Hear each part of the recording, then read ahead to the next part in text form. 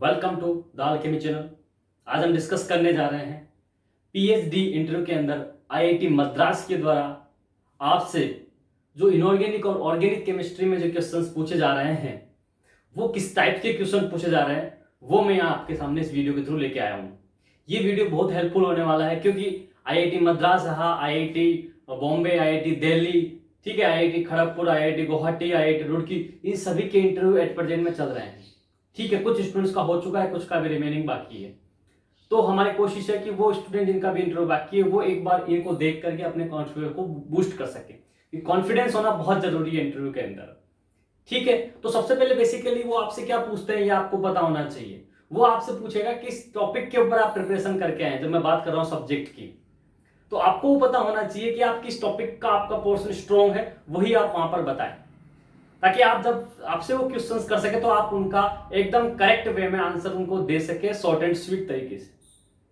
Okay, तो ये आपको क्या करेगा, आपके सिलेक्शन के चांस को इंक्रीज करता है। Second thing, some student ask me कि सर एमएससी प्रोजेक्ट इंपॉर्टेंट है क्या? देखो, है तो आपके लिए प्लस पॉइंट है, नहीं है तो उसके लिए आपको थोड़ा कोशिश करना पड़ेगा कि भाई आप अपना इंटरव्यू बहुत बेटर तरीके से एक्सप्लेन करें, दे। क्लियर है? तो ये है कि कोई चीज आपके पास है तो वो आपके लिए प्लस पॉइंट की तरह काम करती है, लेकिन सिलेक्शन रुकता नहीं है यदि आपका इंटरव्यू अच्छा जाता है तो। समझना मेरी बात। जो आपके भी पीएचडी इंटरव्यू आईआईटी मद्रास के अंदर क्वेश्चन पूछे जा रहे हैं, उसके अंदर क्वेश्चन था ऑर्गेनिक के क्वेश्चंस, इनऑर्गेनिक के, कोऑर्डिनेशन और ओएमसी के क्वेश्चंस मैं आप लोग सामने डिस्कस करूंगा। फिजिकल केमिस्ट्री की भी नेक्स्ट वीडियो में लेके आऊंगा मैं। तो क्वेश्चन था कि शार्पलेस एसिमेट्रिक इपॉक्सीडेशन के अंदर आरई फेस एंड एसआई फेस होती है, तो ये एनाइसोटॉपिक होगी या डाइस्टेरोटॉपिक होगी, रिएक्शन के दौरान आपसे पूछा था।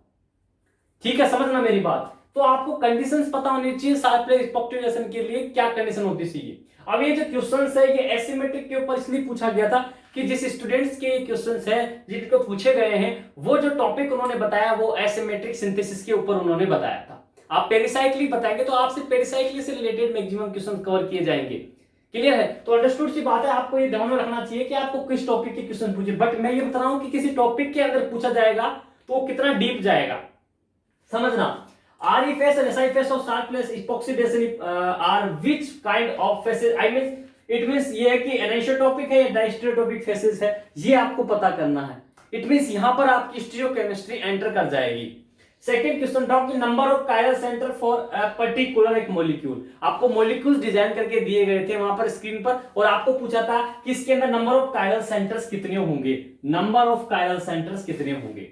क्लियर है? एक क्वेश्चन था कि स्पाइरो रिएक्शन जो होती है आपकी, तो स्पाइरो रिएक्शन क्या है वो आपको बताना था। ये सब मैंने आपको, आप देखेंगे प्लेलिस्ट में तो नेम रिएक्शन के रूप में मैंने सब कुछ करवा रखा है। ये जो भी पूछा है सब नेम रिएक्शन के साथ मोर डिटेल में आपको मैंने सब करवाया है।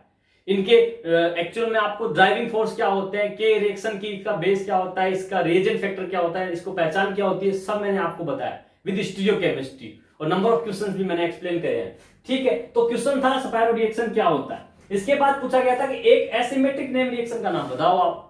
तो एसिमेट्रिक नेम रिएक्शन का एक क्वेश्चन तो आपके सामने यही दिख रहा है कि शार्पलेस इपॉक्सीडेशन जो है वो एक आपकी क्या है, एसिमेट्रिक सिंथेसिस है। तो आपको पूछा जाता है कि एसिमेट्रिक नेम रिएक्शन का नाम बताओ, तो आप उसमें क्या बता सकते थे, शार्पलेस इपॉक्सीडेशन, और भी बहुत कुछ होती है। फिर क्वेश्चन था एसिमेट्रिक डिहाइड्रोजिलाइजेशन, आपको करना था एड मिक्स अल्फा रिएजेंट के साथ and add mix beta reagent के साथ। ये आपके साथ देकर के पूछा था और कहा गया था कि एसिमेट्रिक डिहाइड्रोजिलाइजेशन करवाना था। ठीक है, ये दो आपको रिएजेंट यूज में लेने थे। ये क्वेश्चंस आपको पूछा था। कई क्वेश्चंस पूछते हैं इनामीन्स जो होता है, इनामीन्स के ऊपर कि इनामीन्स क्या है, इनामीन्स के ऊपर बनने वाले रिएक्शंस कौन कौन से जिसके अंदर इनामीन एजेंट काम करता है। क्लियर है? तो इनामीन्स के ऊपर क्वेश्चन पूछा जाता है। बेसिकली ये सब चीजें आपसे जब पूछा जाएगा आप किस टॉपिक पर स्ट्रॉन्ग प्रिपरेशन करके जा रहे हैं इंटरव्यू के पॉइंट ऑफ व्यू से, तो उन क्वेश्चंस के ऊपर आपसे बनेगा। सिर्फ क्या है, ये ऑर्गेनिक की बात कर ली है मैंने। फिर आपसे आपकी बात की गई थी ओएमसी के अंदर जो इनऑर्गेनिक केमिस्ट्री के अंदर इंटरव्यू हुआ, उसमें पूछा गया था कि metal add with H2 which form show the binding picture. जब मेटल को H2 के साथ हम बाइंड करवाते हैं तो क्या फॉर्म आपको मिलेगी, शो द बाइंडिंग पिक्चर।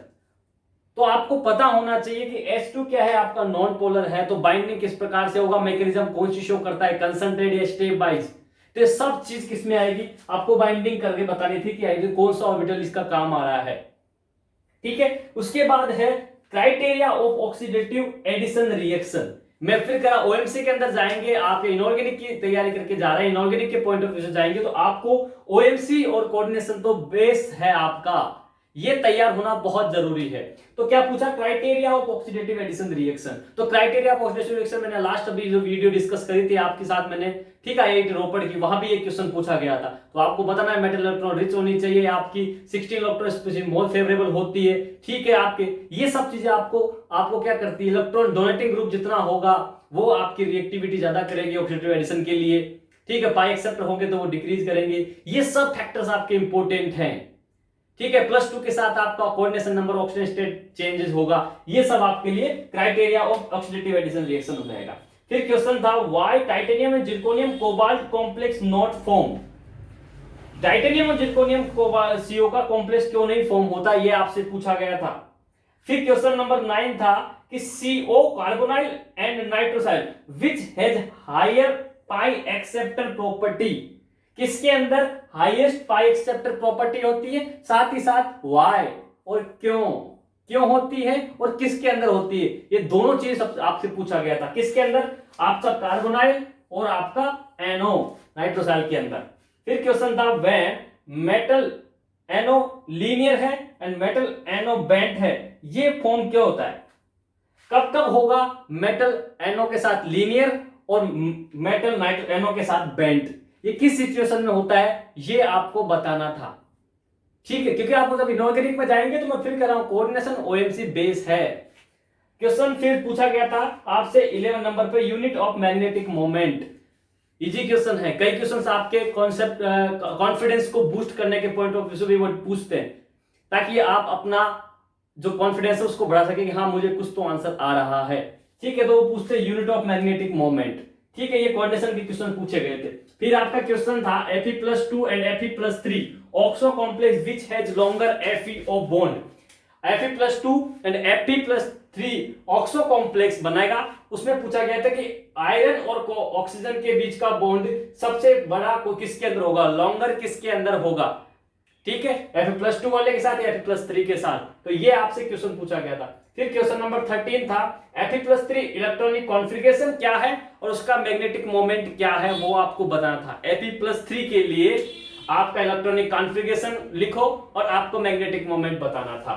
फिर पूछा गया था highest energy orbital for square planar complex and trigonal planar, जो आपकी ट्रायगोनल बाइपिरामिडल ज्योमेट्री है, square planar and trigonal bipyramidal geometry के लिए आपको हाईएस्ट एनर्जी ऑर्बिटल की बात करी है। आप जानते भी हैं ये जो क्वेश्चन है ये CSIR नेट का भी सबसे फेवरेट क्वेश्चन रहा है, कई बार आपसे पूछा भी जा चुका है। मैं आपको फिर कह रहा हूं जो इंटरव्यू में क्वेश्चन पूछे जाते हैं वो वही फैकल्टी है जो आपकी पेपर डिजाइन करती है, तो आपको ध्यान ये देना है कि जो क्वेश्चन आपको यहाँ कराए जा रहे हैं कभी भी आपके एग्जाम के पॉइंट ऑफ व्यू से पूछा जा सकता है, तो आप एक बार इनको ध्यान से देखें सभी क्वेश्चन को। Highest energy orbital of square planar and trigonal bipyramidal geometry, ठीक है। उसके बाद क्वेश्चन 15 नंबर जो इंपोर्टेंट था, criteria of delta O, octahedral के लिए डेल की जो क्राइटेरिया है वो क्या होता है and how it's affect with ligand metal complex MCO which types of bond, जो मेटल CO का बॉन्ड है वो कौन से टाइप का है,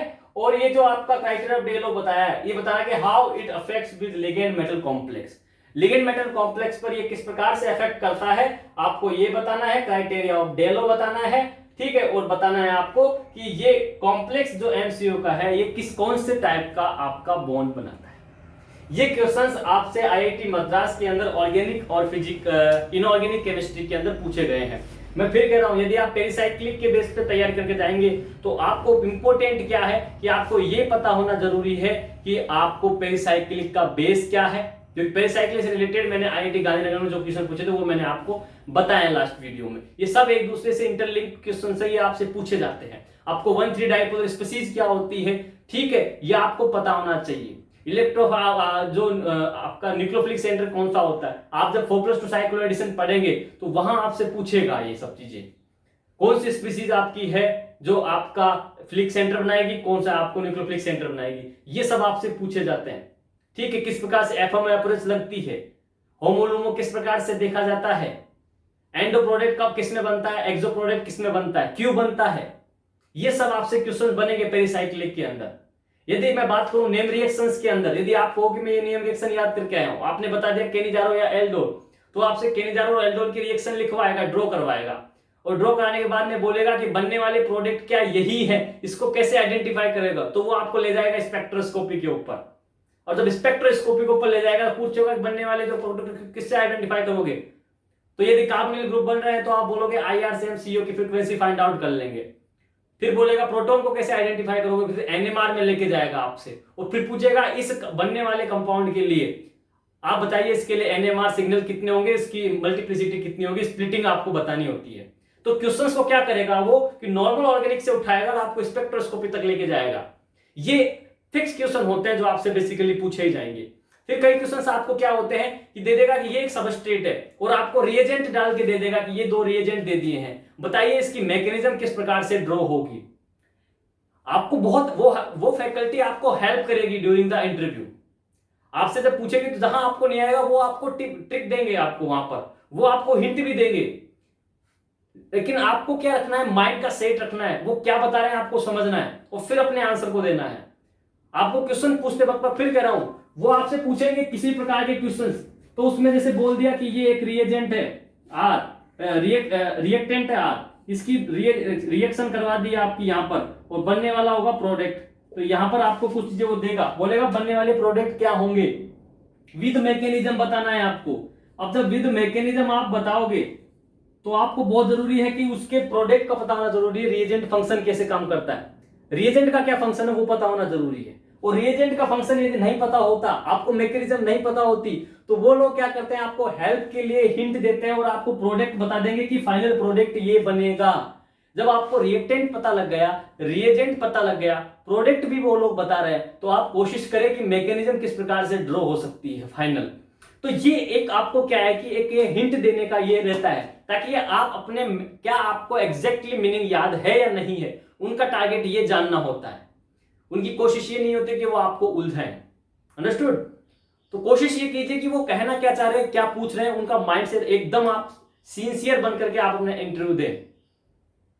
आपका 100% कंसंट्रेशन होना चाहिए इंटरव्यू के ऊपर, माइंड डाइवर्ट नहीं होना चाहिए, that is very much important. Clear है? तो ये सब चीजें आपको पता होनी चाहिए। ये मैंने IIT मद्रास के अंदर पूछे जाने वाले क्वेश्चंस जो है वो मैंने आपके सामने डिस्कस कर लिए हैं। ठीक है, फिर मैं आपके सामने नेक्स्ट आईसर कोलकाता जो है, नाइजर्स हैं, जितने भी हैं, इन सबके मैं आपके सामने लेके आऊंगा ताकि आपके लिए बहुत हेल्पफुल हो सके। ये क्वेश्चंस आपसे गेट में और नेट में भी डायरेक्ट पूछे जाते हैं और एट प्रेजेंट अभी इंटरव्यू सबके चल रहे हैं, तो आपके लिए बहुत हेल्पफुल होने वाले हैं। आप इन क्वेश्चंस को देख लें, समझ लें, ठीक है, और जिनको ना है आप कमेंट सेक्शन में पूछ लें ताकि आपको वहां पर आंसर प्रोवाइड कर दिया जाए फैकल्टी के द्वारा। Okay, so all the very best, good luck, thank you.